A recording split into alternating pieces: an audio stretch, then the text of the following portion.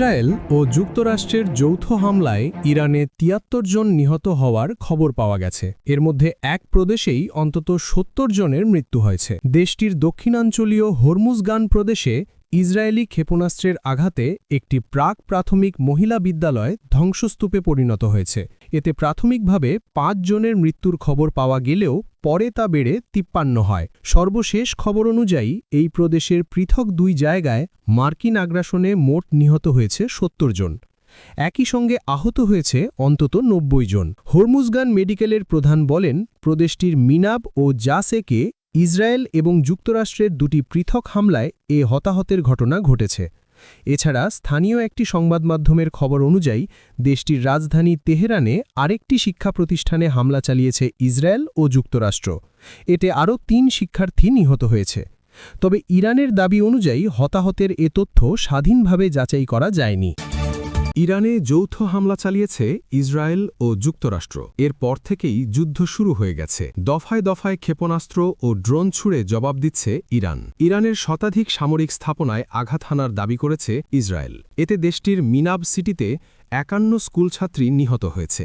এর আগে প্রথমে ৫, পরে ২৪ শিশু নিহতের খবর পাওয়া যায়। গভীর উদ্বেগ প্রকাশ করে অবিলম্বে যুদ্ধবিরতির আহ্বান জানিয়েছে চীনের পররাষ্ট্র মন্ত্রণালয়। খবর আল জাজিরার। চীনের পররাষ্ট্র মন্ত্রণালয় জানিয়েছে, ইরানের জাতীয় সার্বভৌমত্ব, নিরাপত্তা ও ভৌগোলিক অখণ্ডতাকে অবশ্যই সম্মান করতে হবে। একই সঙ্গে সব পক্ষকে আরও উত্তেজনা এড়িয়ে সংলাপে ফিরে আসার আহ্বান জানিয়েছে। ইসরায়েল ও যুক্তরাষ্ট্র যৌথভাবে ইরানে হামলা চালিয়েছে। এরপর থেকে তেহরান একাই জবাব দিয়ে যাচ্ছে। ইসলামী প্রজাতন্ত্রে মার্কিন আগ্রাসনের নিন্দা জানিয়ে বিবৃতি দিয়েছে বিভিন্ন দেশ।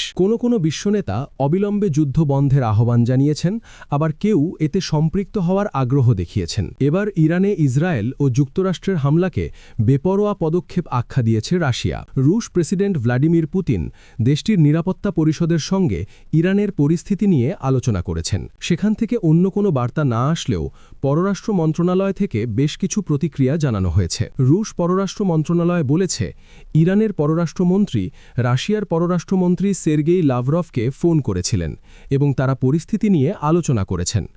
লাভরভ বলেছেন, তিনি জাতিসংঘ নিরাপত্তা পরিষদের অধিবেশন ডাকার জন্য আহ্বান জানাবেন।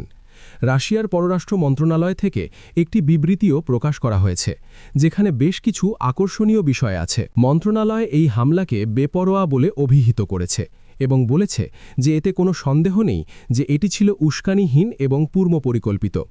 একটি সার্বভৌম বিদেশি রাষ্ট্রের উপর এই হামলা আন্তর্জাতিক আইনের সুস্পষ্ট লঙ্ঘন। এই সংঘাতের কারণে এই অঞ্চলে তেজস্ক্রিয়তার ঝুঁকি নিয়ে উদ্বেগ তৈরি হয়েছে। রাশিয়া ইরানের বুশেহর পারমাণবিক বিদ্যুৎ কেন্দ্রের প্রেক্ষাপটে এ মন্তব্য করেছে। ওই কেন্দ্রে হওয়া হামলায় কোনো ক্ষয়ক্ষতি হয়নি, তবে এটি পরিচালনাকারী রুশ কোম্পানি সেখান থেকে প্রায় ১০০ কর্মীকে সরিয়ে নিয়েছে।